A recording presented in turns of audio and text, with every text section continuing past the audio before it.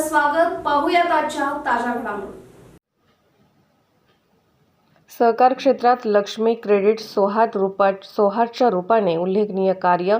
परमपूज्य श्री संपादना महास्वामी.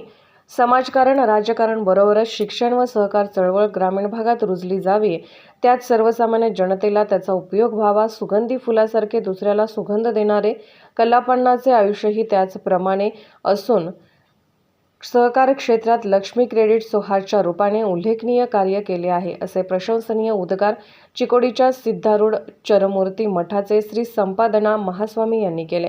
मांजरी या चिकोडी येथील के.पी. मगेनावर श्री लक्ष्मी क्रेडिट सोहाट संस्थेच्या 35व्या वार्षिक सर्वसाधारण सभेच्या कार्यक्रमात ते दिव्य सानिध्यात बोलत होते. या कार्यक्रमाच्या अध्यक्षस्थानी संस्थेचे अध्यक्ष सतीश मगेनावर उपस्थित होते.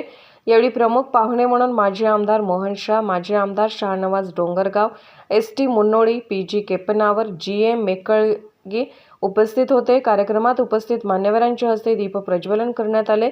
यावेळी संस्थेच्या प्रधान कार्यालय मांजरी, कागवाड, हारुगिरी या शाखा सर्वाधिक नफा मिळवल्याबद्दल शाखा व्यवस्थापक अध्यक्ष यांच्या उपस्थितीत मान्यवरांच्या हस्ते सत्कार करण्यात आला. अहवाल वाचन करताना मुख्य व्यवस्थापक प्रदीप मगेनावर यांनी चालू आर्थिक वर्षात संस्थेचे 11,161 सभासद असून शेअर भांडवल 85,24,200 रुपये आहे.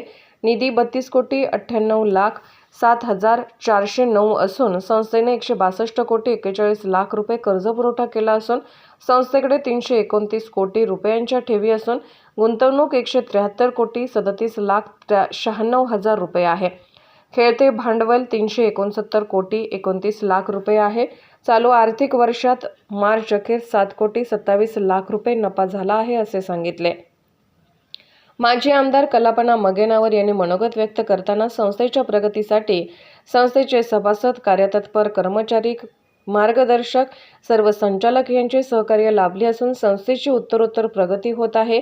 यापुढेही असेच सहकार्य करावे व संस्थेच्या प्रगतीस हातभार लावावा. सभासदांना 25% लाभांश देणार, असे त्यांनी सांगितले.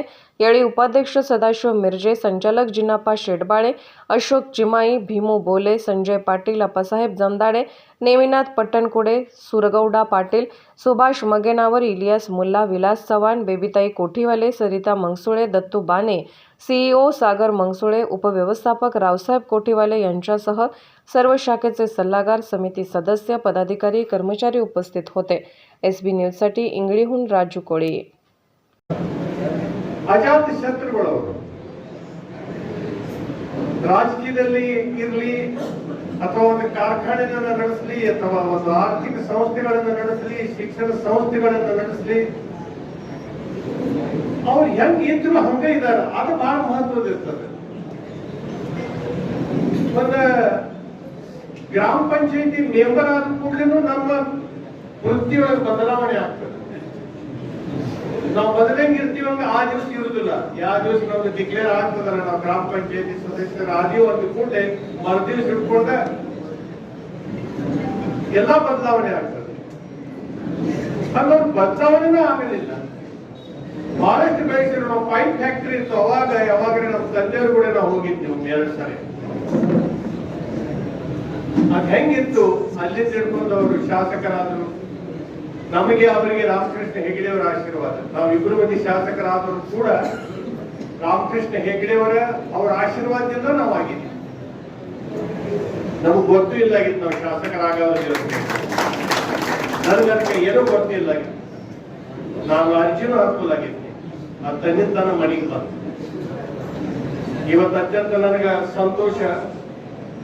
ಏನಿರ್ತದೆ ನೋಡ್ರಿ ದೈವ. ಇದೇ ಇದ್ರೊಳಗೆ ನಾನು ಮೊಮ್ಮಗನ ಸತ್ಕಾರದೊಳಗೆ ನಾನೇ ಇಲ್ಲೇ ಇದ್ದೀನಿ. ಅವ್ರು ಅಂತ ಹೇಳಿ ಅವ್ರು ಸತ್ಕಾರ ಮಾಡಿಬಿಟ್ಟಿದ್ದಾರೆ. ಅದಕ್ಕೆ ನಮ್ಮ ಊರಾಗ ಅವರ ತಮ್ಮದೇವರಿದ್ದಾರೆ, ಬಾಕಿದವರೆಲ್ಲ ಜ್ಯೋತಿಗಳು ಪಾಟಿಲ್ ಎಲ್ಲರೂ ಸತ್ಕಾರ ಇವತ್ತಿನ ದಿವಸ ಇಲ್ಲ ಅಂತ ಪ್ರತಿ ವರ್ಷ ಈ ಪ್ರಕಾರ ಮಾಡುತ್ತಾರೆ. ಆದ್ರೆ ಪ್ರತಿ ವರ್ಷ ಸತ್ಕಾರ ಮಾಡುವುದ್ರೊಳಗೆ ನಾ ಇರುತ್ತೀನಿ. ಆದ್ರೆ ನನಗೆ ಗೊತ್ತೂ ಇರಲಿಲ್ಲ ಈ ಸರಿ ಸತ್ಕಾರದೊಳಗೆ ನಿಮ್ಮ ಮೊಮ್ಮಗಳು ಇರ್ತಾನಂತ. ಭಗವಂತ ತಮ್ಮೆಲ್ಲ ಆಯುರಾರೋಗ್ಯ ಕೊಡ್ಲಿ. ಈ ಸಂಸ್ಥೆ ಇದೇ ಪ್ರಕಾರ ಇಷ್ಟು ಬೆಳೆದಿಲ್ಲ.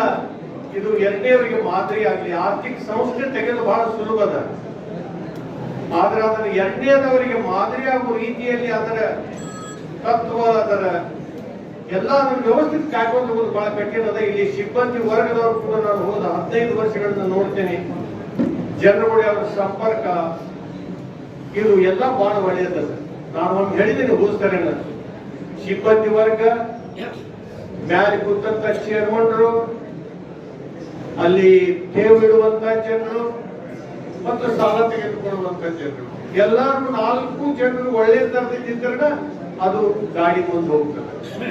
ಇಲ್ಲಾಂದ್ರೆ ನಡುಕ ಎಲ್ಲ ಕೊಲಾಪ್ಸ್ ಆಗಿಬಿಡ್ತದೆ. ಇಲ್ಲಿ 4 ತರದ ಎಲ್ಲಾ ತರದ ಜನರು ಒಳ್ಳೆ ತರದಿಂದ ಈ ಸಂಘದೊಳಗೆ ಇದಾರೆ ಅಂತ ತಿಳ್ಕೊಂಡು ಪ್ರತಿ ವರ್ಷ ಇದು ಪ್ರಗತಿ ಆಗ್ತದೆ.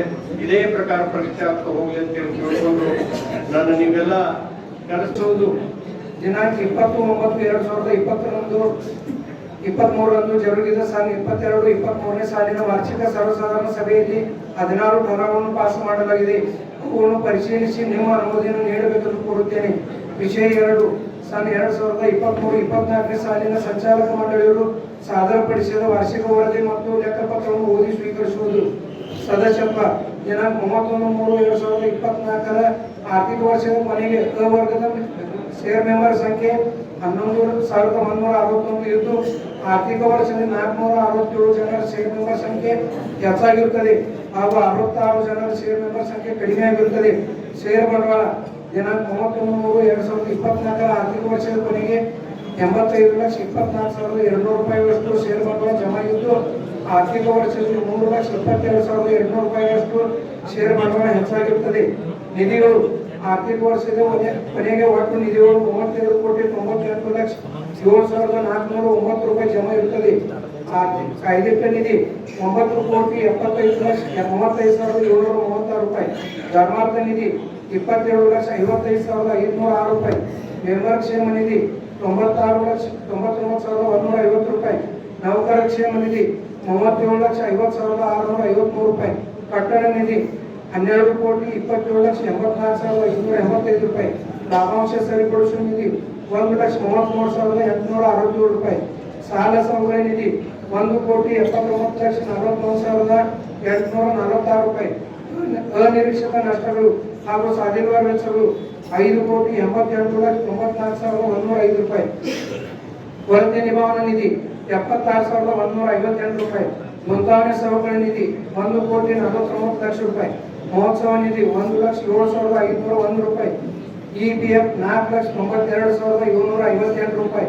ಸದಸ್ಯರ ಮರಣೋತ್ತರ ನಿಧಿ 12,95,543 ರೂಪಾಯಿ ಜಮಾ ಇರುತ್ತವೆ.